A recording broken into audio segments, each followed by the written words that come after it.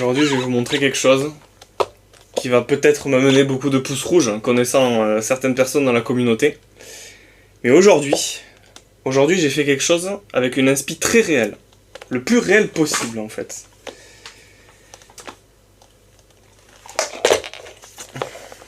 J'ai fait une AK.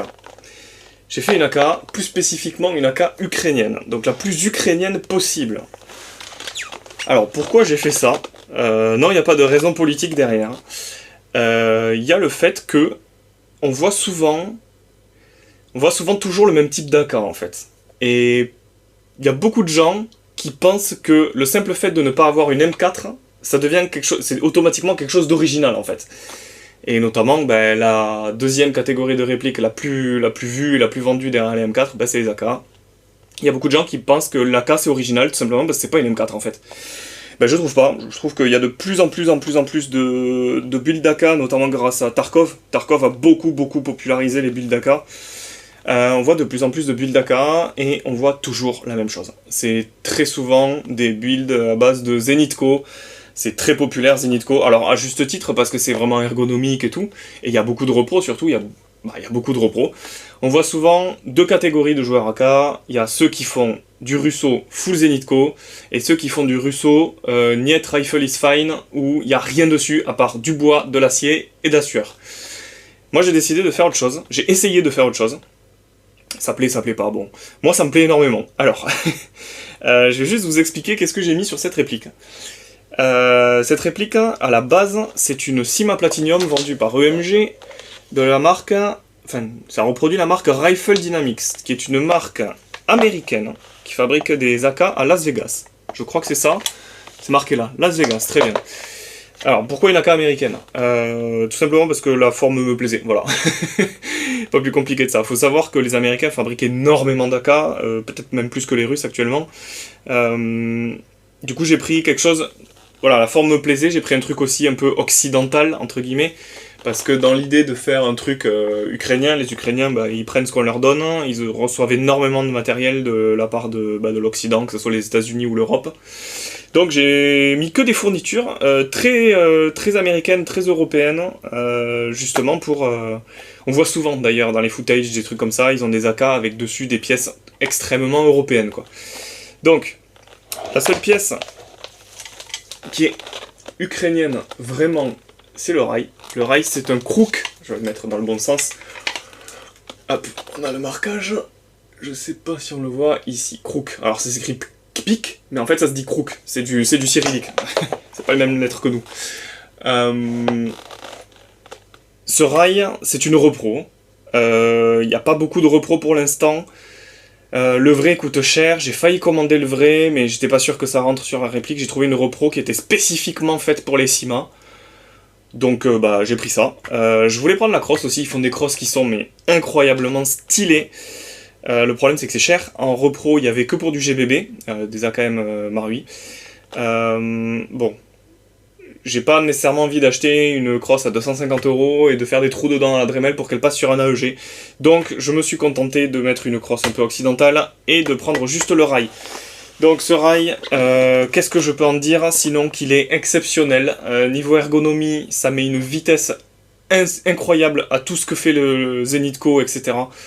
Alors il est un tout petit peu plus large, mais honnêtement quand on le prend en main c'est un bonheur. Genre vraiment, ce rail est super. Il y a des emplacements M-Lock partout, on peut accrocher des tonnes de trucs, du bordel dans tous les sens, on peut le mettre où on veut. Il tient super bien. Le seul bémol, c'est qu'il est un peu lourd. Il est plus lourd que du Zenitco, ça sera un peu plus lourd. Ceci dit, là, tout équipé avec un chargeur, je m'en sors à peu près à 3,750 kg. Donc c'est quand même... ça plombe un peu, quoi, mais c'est raisonnable. J'ai vu des AK bien plus lourdes que ça. C'est raisonnable. Je vais pas vous montrer spécifiquement l'interne, ce que j'ai fait en termes de mécanique, etc. Tout simplement parce que j'ai pas fait grand chose en fait. J'ai quasiment tout laissé d'origine, j'ai juste collé un Perun V3 avec son clicker et un Solink Lite, c'est ça. Globalement, c'est pas mal, vraiment ça tourne très bien. Juste je pense que je vais à terme changer les gears parce que les Gear sont short stroke de 4 dents. Le canon est quand même relativement long, c'est du 363 je crois. Ça peine un peu, quand on met du gros grammage, ça commence à manquer d'air en fait. Donc je pense que je vais passer sur des Gear Link hélicoïdaux, faire la formule habituelle où je short stroke 2, release, voilà, rien de spécial. Alors, quelques petits trucs à savoir. Premier truc à savoir, chargeur. Est-ce qu'il y a des billes dedans? Il n'y a pas de billes dedans. Voilà. Ça branle énormément, ça bouge énormément. Pourquoi? Parce que normalement, à l'intérieur, il y a 2 petits trous, il est censé y avoir une plaque à l'intérieur qui justement est là pour caler les chargeurs. Bah, cette plaque, moi j'ai pas eu droit. Je l'ai pas vu, il n'y avait pas de plaque. Donc je me suis fabriqué ceci. C'est un bout de mousse scotché. Hop, on fout ça dans le puits. Et là, ça bouge plus. Et ça tombe pas tout seul. Donc je peux vraiment faire des tonnes de rechargement et m'amuser sur le terrain sans aucun problème. Pourquoi le scotch vert? Là aussi il y a une raison.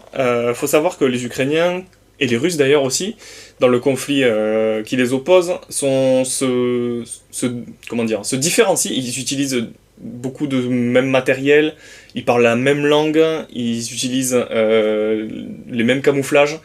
Donc forcément, c'est très vite fait de se confondre. Donc ce qu'ils utilisent, c'est du scotch de couleur. Les Russes sont généralement soit avec des bandeaux rouges, soit avec des bandeaux blancs de scotch. Les Ukrainiens, c'est plutôt le jaune, le bleu, comme la couleur de leur drapeau. Mais il y a aussi le vert. Ils utilisent le vert. Pourquoi le vert? Le vert, c'est tout simplement les bataillons internationaux, ce qu'ils appellent.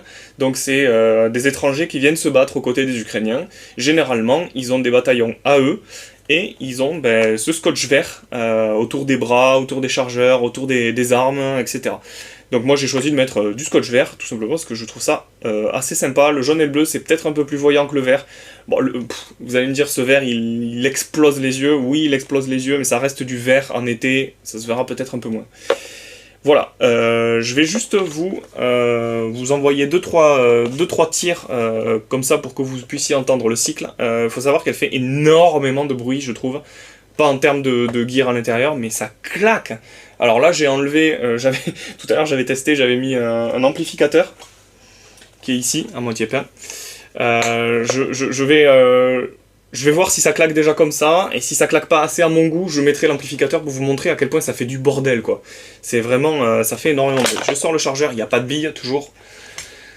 Il n'y a pas de bille dans le puits non plus, parce que tout à l'heure il n'y en avait pas. Donc le Perun, j'ai mis semi partout. Je me fais pas chier, je joue qu'en semi, donc en fait j'ai mis semi partout. Hop, par exemple, ça donne ça. Dedans c'est du 13.1, short stroke 4 dents, du coup c'est le Cyma Platinum de base. Avec un moteur 28K Solink Light. Je vais mettre l'amplificateur, hein. On va s'amuser un petit peu. Hop. À terme, je pense changer, je pense mettre du 16.1 short stroke dedans. Un truc comme ça, je vais voir. On verra. Voilà ce que ça donne. Avec l'amplificateur, c'est très violent, c'est vraiment... le bruit est terrifiant, genre honnêtement quelqu'un m'envoie des billes dans la tronche avec un truc comme ça, je prends peur, hein. Franchement je prends peur. Voilà, je vais juste dans la suite de la vidéo vous montrer comment j'ai fait le paint job. Je vous montrerai pas la partie mécanique, mais si vraiment vous voulez me voir galérer à souder un Perun V3, parce que oui, il faut le souder, ça marche très bien, mais il faut le souder. Si jamais vous voulez me voir galérer dans la partie mécanique, vous me demandez en commentaire si vous voulez que je sorte aussi la partie mécanique, ça sera un bonus. Je vous le mettrai, il n'y aura pas beaucoup de montage, ça sera peut-être long, j'en sais rien, je verrai. En attendant, la vidéo, là, c'est juste la partie esthétique, parce qu'au final, c'est ce qui nous intéresse le plus. Voilà. Ouh, mais quel est ce plan super éloigné? Allez, je vais vous montrer un petit peu comment je vais faire la peinture sur cette magnifique AK. Donc, je vais faire ça au milieu de mon appart, oui bien sûr. J'ai mis un short pour l'occasion, vous allez voir mes poils. Donc j'ai commencé par faire quelque chose de bizarre, c'est la première fois que je teste ça. Comme vous pouvez voir, il y a une espèce de pâte, de liquide un peu bizarre, un peu le truc bleu là. Que j'ai un peu étalé un peu partout. Donc j'ai étalé ça sur le corps. J'ai étalé ça sur le capot, un petit peu sur le bloc canon, tout ça. Alors, qu'est-ce que c'est? Ça, c'est du produit de masquage. celui-là très exactement.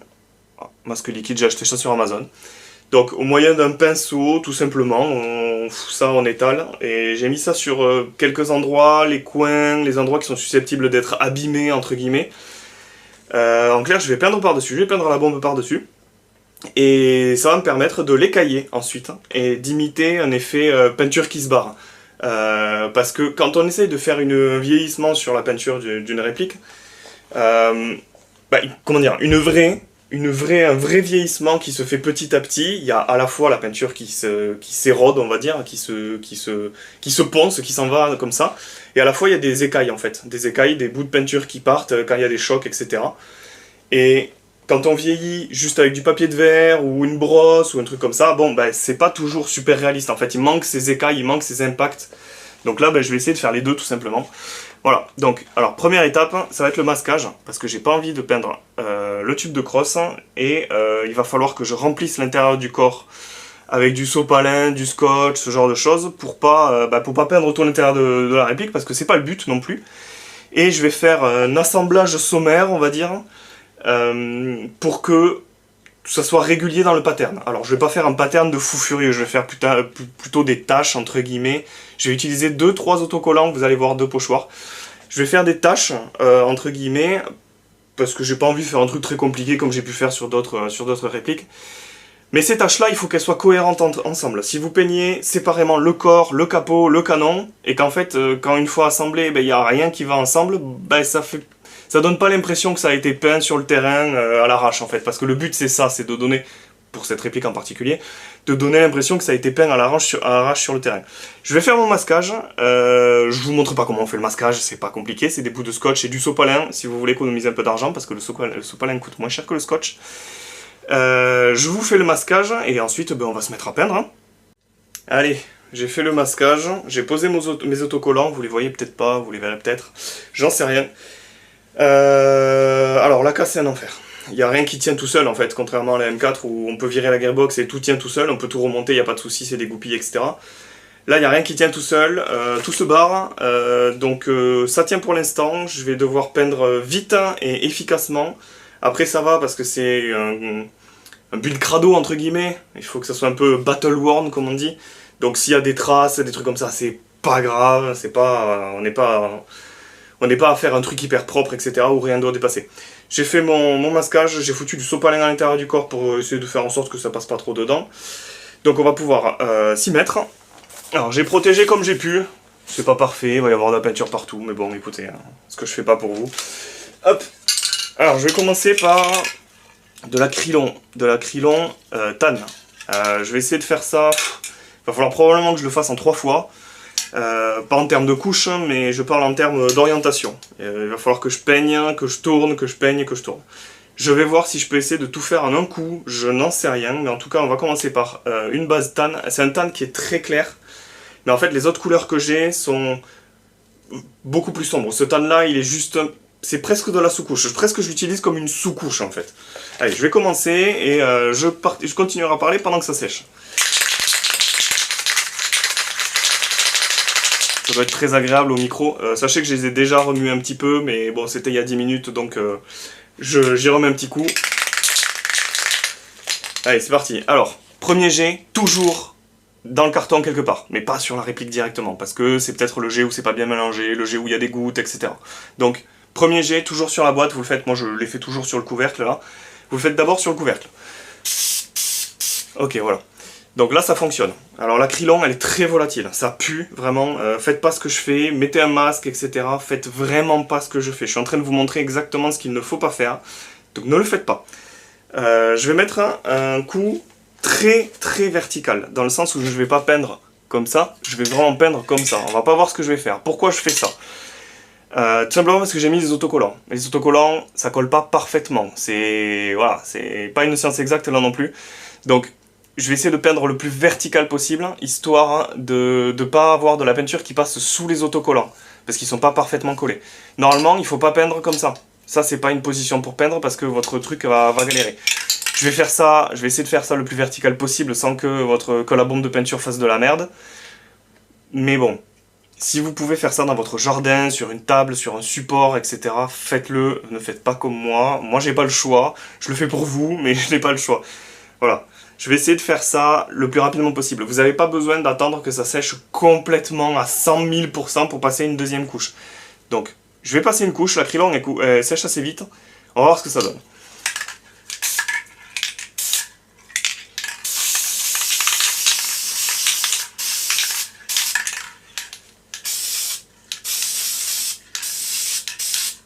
Voilà, pas plus. Bon, vous voyez la fumée là, l'acrylon est très volatile. Hein. Pas plus que ça. Maintenant que j'ai fait ça, je vais essayer de la tourner. Vous allez peut-être voir ma tronche. Je vais essayer de la tourner et de faire le reste. Vu que c'est un truc qui n'a pas besoin d'être extrêmement propre, s'il y a des endroits qui sont mal peints, entre guillemets mal peints, c'est pas très grave. Là, vous voyez qu'il y a encore des endroits où on voit le noir en dessous, etc. C'est pas très grave, il va y avoir d'autres couches, il va y avoir d'autres nuances dessus. Je vais essayer juste de faire au moins une couche sur toute la réplique d'un coup. Comme ça, ça vous permet d'avoir un ordre d'idée. Ça va être un peu votre page blanche, entre guillemets.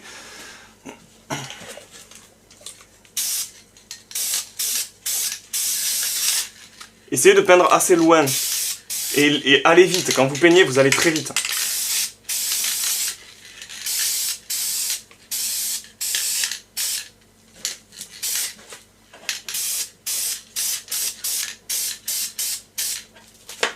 Voilà, il n'y a pas besoin de plus que ça. Je vais essayer de la laisser debout comme ça, je peux pas... Bon, elle passera comme ça, il y aura des marques dessus. C'est pas très grave, c'est un truc un peu sale, entre guillemets. Voilà, je me débarrasse le plus vite possible de l'acrylon, en fait, parce que... c'est une excellente peinture, donc c'est cette peinture là. C'est une excellente peinture, elle tient très très fort, elle tient très très bien. Les coloris sont vraiment vraiment sympas en plus, je trouve. Globalement j'ai que celle-là en couleur sable et une autre en couleur OD slash Ranger Green. Les deux sont très belles, hein. Elles ont un aspect mat, pas granuleux. C'est assez impressionnant, la couche est très fine mais très solide en fait, c'est des super peintures. Par contre le souci c'est que quand on les applique, il y en a la moitié qui part dans l'air. Dans l'air, c'est-à-dire dans ce que vous respirez, dans ce qui vous entoure. Donc là, pour le coup, mon appartement, le sol va probablement commencer à coller. C'est pour ça que j'ai foutu ces espèces de plaques de mousse un peu partout là. C'est pas terrible, c'est pas génial. J'ai déjà les chaussures, qui commencent un peu à coller au sol. C'est un peu la maladie de l'acrylon. Bon, les autres que j'ai, c'est les Fosco, que je n'ai jamais testé, mais bon, on va voir. J'attends un petit peu que ça sèche, et puis on va appliquer la Fosco. Donc là, je vais mettre la Fosco Ranger Green, qui a l'air très sombre.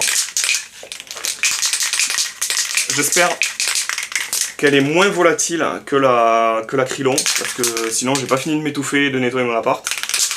Parce que vous voyez le noir là-bas, je vous expliquerai après ce que c'est. C'est pas définitif, mais vous verrez après, c'est mon petit secret. Ok, elle a l'air d'être assez volatile, donc je vais en chier, merci, super. C'est pas grave. Elle est encore plus volatile que l'acrylon, c'est horrible. Alors moi j'aime bien faire des lignes en fait, comme ça. Par contre elle est beaucoup plus claire que sur l'emballage, donc je suis pas sûr d'avoir utilité de mettre une autre couche. Je pensais qu'elle allait être beaucoup plus contrastée, c'est pas grave.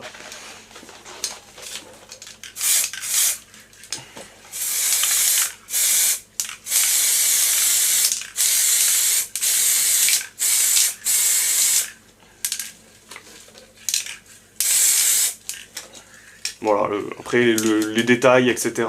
C'est pas très important sur ce genre de paint job un peu... pas destroy, mais un peu sale entre guillemets. Hop, voilà. Allez, et ben vous savez quoi, vu que j'ai fait la couche directe, je vais tester celle-là, voir. C'est du coyote. C'est du coyote, mais sur l'emballage, ça a pas l'air coyote, quoi.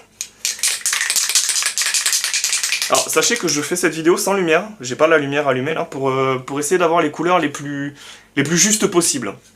Donc pour l'instant, le paint job, je le fais sans lumière. Ouais, c'est pas... Bon, allez. On va en mettre juste quelques petits coups vite fait. Le but, c'est que ça soit un peu crado, un peu mélange. C'est pas trop mal en vrai. Voilà, toujours des traits assez rapides. Hop. Bah moi ça me paraît pas mal. Donc pendant que ça sèche un petit peu, je vais vous dire ce que je disais par rapport au rééquilibrage entre guillemets des couleurs. En clair, vos perceptions des couleurs, elles vont se faire pas uniquement quand vous regardez la couleur, mais quand vous regardez la couleur au milieu des autres couleurs, en fait. Par exemple, je sais pas, moi je prends un vert, un gris, un noir. Si je mets beaucoup de gris autour du noir, il va pas avoir la même tronche que si je mets beaucoup de vert autour du noir, entre guillemets. Et les proportions ont aussi une importance. Si vous mettez beaucoup de noir, votre réplique va paraître plus sombre que si vous mettez beaucoup de vert. Par exemple. Moi, généralement, je prends plusieurs couleurs, et il y en a une dans ma tête que je choisis, qui est la couleur généralement au milieu du spectre, hein. Donc pas la plus sombre, pas la plus claire, celle qui est le plus entre les deux, qui va me servir à rééquilibrer, entre guillemets, la couleur générale, donc toutes les couleurs mélangées, de ma réplique. Voilà, là je vais la laisser sécher. Alors, j'ai un deuxième tube de gaz, je ne sais pas encore lequel je vais utiliser, si je vais laisser celui-là ou mettre le rail classique et utiliser mon tube de gaz d'AK74 de base. Je me le repeindrai, je verrai plus tard. Pareil, je ne sais pas si vous avez remarqué, la fausse culasse.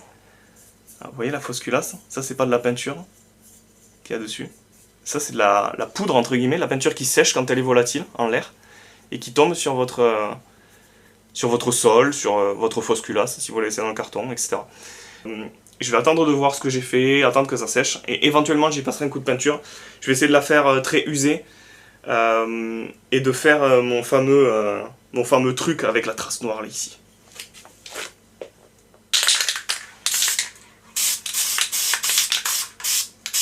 Voilà, c'est vite fait quoi. Hop. J'attends que ça sèche 30 secondes. C'est juste une histoire de sécher au toucher en fait. Hop. Je vais aller en profiter pour vérifier, toujours vérifier ce qu'on fait. Hop, ok, la couleur sombre elle est vers l'avant. La couleur sombre est vers l'avant de la culasse.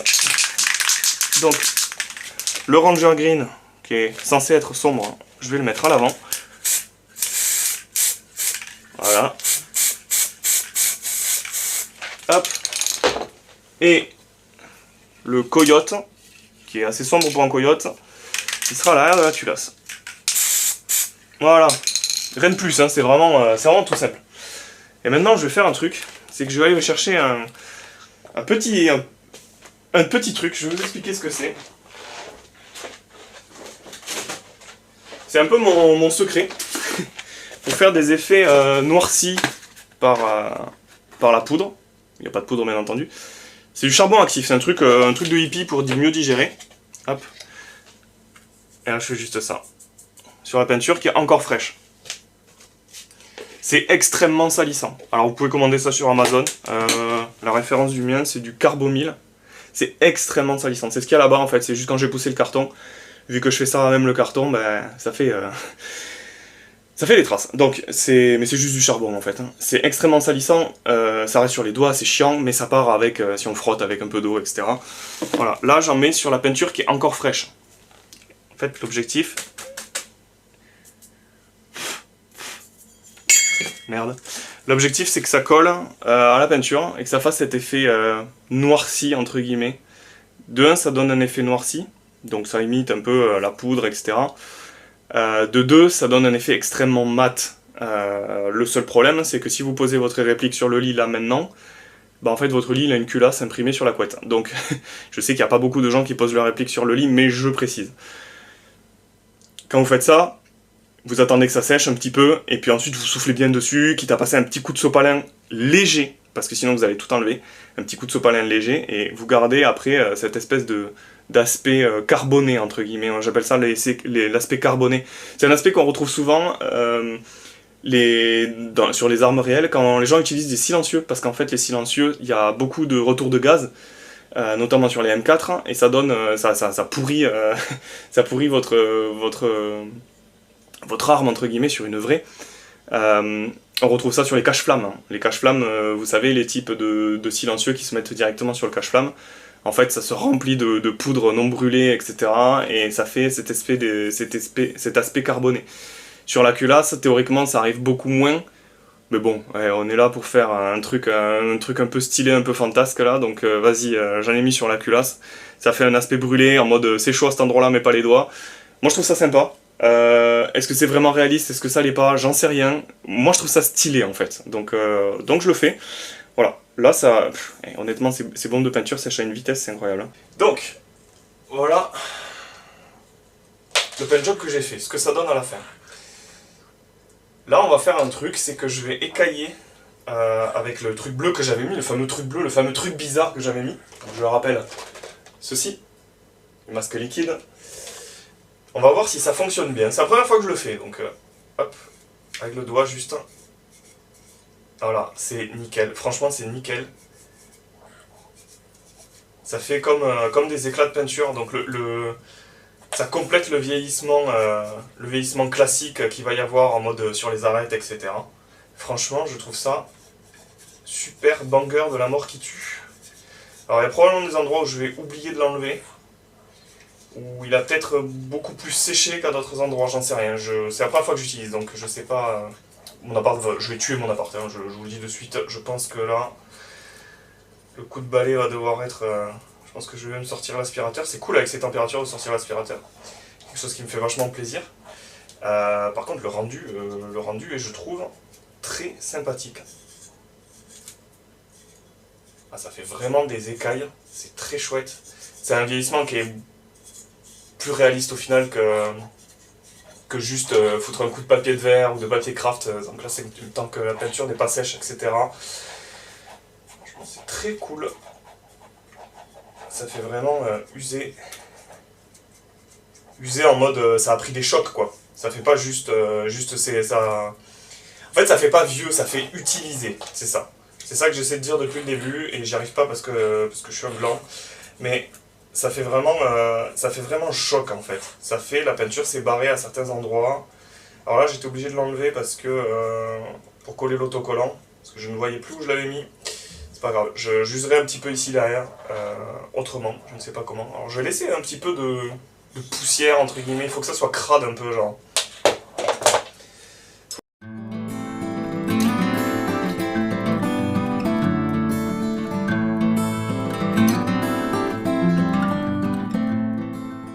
J'ai aussi enfin reçu le rail. Merci la poste. Il se monte, je sais plus dans quel sens, bref on verra ça tout à l'heure. C'est un rail Kruk. Alors, il y a écrit Kpik parce que c'est du cyrillique, mais c'est Kruk, c'est une marque ukrainienne. Alors c'est une repro, hein, j'ai pas acheté le vrai. C'est une marque ukrainienne qui a fait toute une gamme de pièces pour AK. Elles sont toutes plus stylées les unes que les autres. C'est une dinguerie la gueule que ça a, je trouve. Au début, mon plan était vraiment de faire une AK full fourniture Kruk. Sauf que les repros, pour l'instant, c'est pas trop répandu. C'est surtout pour les GBBR, donc c'est un peu la merde. Et les vrais... Bon, ça coûte quand même 250 balles, un truc comme ça, la crosse. Pas trop envie de la charcuter pour faire rentrer ça dans un AEG. Donc je suis parti sur un modèle d'AK un peu occidental. Donc la repro, c'est une repro de Rifle Dynamics, qui sont fabriqués à Las Vegas, a priori. Les vrais marquages, vu que c'est une UMG. Donc franchement, ce rail est magnifique. Je trouve vraiment, vraiment super cool. Alors... on va commencer par la gearbox. Pour la gearbox, il me faut les leviers. Hop. Alors, comment ça marche ce levier? Vous avez un côté avec un petit trou ici. Bah, le côté avec le petit trou, il faut le mettre dans le petit trou du levier. Voilà, tout simplement. Hop, ici. Ensuite, on met ceci. Ensuite, on met la vis que je vais visser avec ce tournevis qui n'est pas fait pour. Pas besoin de visser comme une mule, honnêtement, je sais pas. Je vais laisser comme ça. Ensuite, la poignée. Alors, la poignée, j'ai foutu derrière. J'ai foutu là. Hop. Pour la poignée, il lui faut une vis. C'est rigolo, je ne sais pas du tout quelle vis il faut. J'ai pris ma boîte avec tout dedans, je suppose que ça doit être ça. Elle me paraît toute seule et bien appétissante. Donc ça sera celle-là. Est-ce que par hasard ça serait cette embout? C'est pas celui-là, évidemment, ça va être celui-là. Ouais, c'est celui-là. Hop. Alors, quand vous mettez la poignée moteur de votre AK, vous faites très attention à une chose, c'est le câblage. Alors, mon câblage, en plus, il est particulièrement capricieux. Hein. Hop, voilà. Parce que c'est un Perun, et le Perun V3, il faut le souder soi-même. Et c'est pas toujours simple.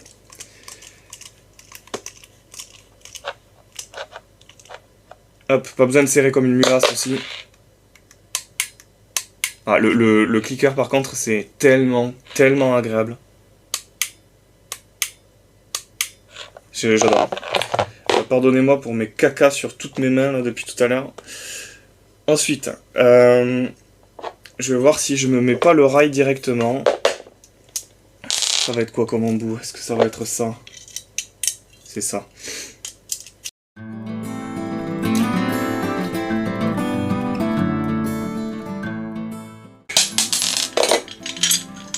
Enfin, je le redis encore une fois, hein. Les AK, dès que tu manipules, il y a tout qui tombe.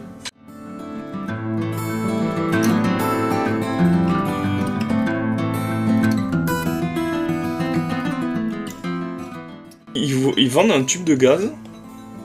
Pourquoi il y a cette ouverture ici comme ça là? Alors je sais que c'est pour laisser passer une batterie, mais pourquoi sur le côté? J'ai jamais compris. Bon, c'est pas très grave, mais j'ai jamais compris pourquoi l'ouverture sur le côté. Si quelqu'un a la raison, autre que Simas et les pinfles, dites-moi, parce que vraiment j'en ai aucune idée.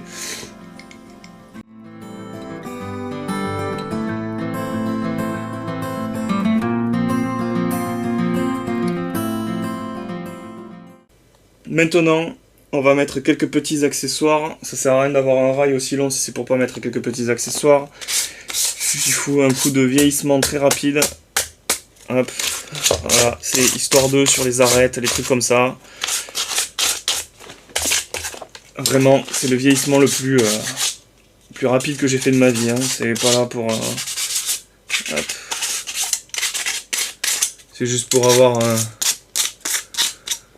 un peu les arêtes qui brillent, quoi.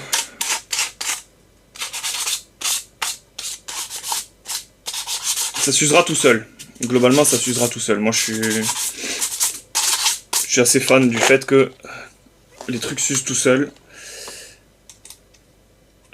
Je suis pas... Enfin, comment dire? Je suis pas du genre à refaire le paint job de ma réplique 600 fois parce que ça s'est usé, quoi. Si ça s'est usé, ça s'est usé. S'il reste vraiment 3 grammes de peinture sur la réplique, ben c'est pas grave. Je vais faire un truc aussi, c'est que ça... D'habitude, je ne peins pas les pistol grip. Pourquoi je ne peins pas les pistol grip? Parce que la peinture sur les pistol grip, ça colle, ça se barre, c'est chiant, ça te dégueulasse les gants, c'est très relou. Mais là, je vais faire un truc. Je vais mettre du sniper tape. Alors, ils appellent ça sniper tape, je ne sais pas pourquoi. Vous pouvez trouver ça sur Amazon. C'est du scotch tissu, hein, globalement, ni plus ni moins. C'est vraiment du... C'est de la petite moquette, quoi. Hop. Voilà, alors la poignée est assez grande quand même. Hein. Bon. C'est assez grand.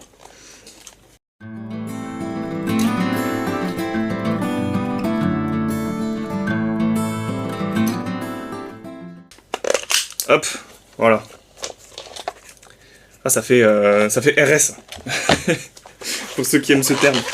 Est-ce que je ne mettrais pas un petit numéro sur le côté? J'ai tendance à aimer bien faire ça. Qu'est-ce qu'on va mettre comme numéro? Bon, sur le chargeur, on va mettre 1. Je crois qu'on va mettre... Rien du tout, putain, qu'est-ce qui se passe avec ce feutre? Ça y est, c'est le drame. Il coule partout, par contre, quand on lui demande de... Une trace de plus sur mon parquet. Quand on lui demande de faire quelque chose de normal, il le fait pas.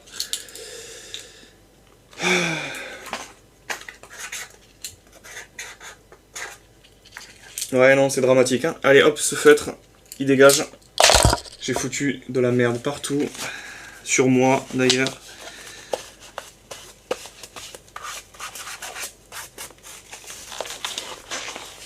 On va tester un autre. Je crois que j'en ai un autre qui traîne là-dedans. Est-ce que j'en ai un autre qui traîne là-dedans?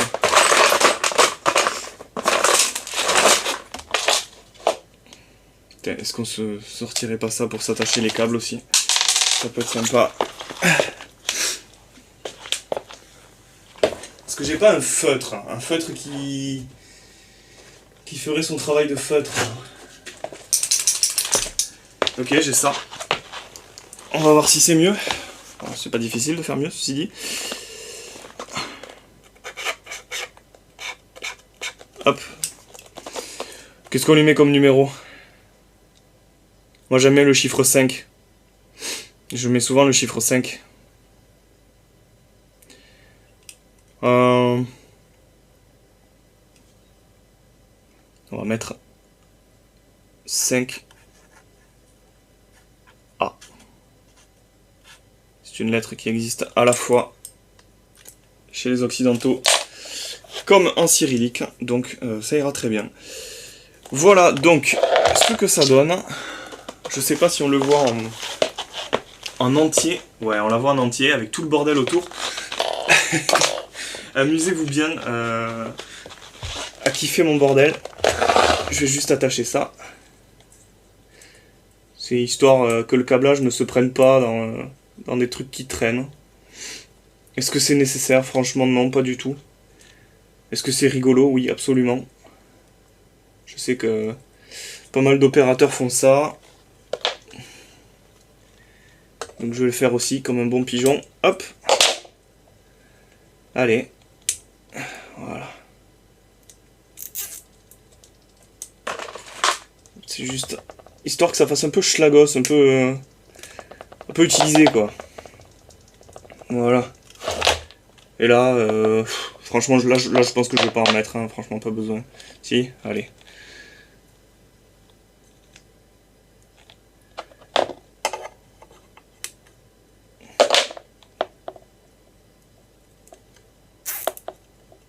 Hop. Et voilà, et on fout ça à l'intérieur pour pas s'abîmer les mains. Voilà donc le produit fini. Aïe. Je me suis mangé la lampe dans la tête. En espérant que ça vous plaise.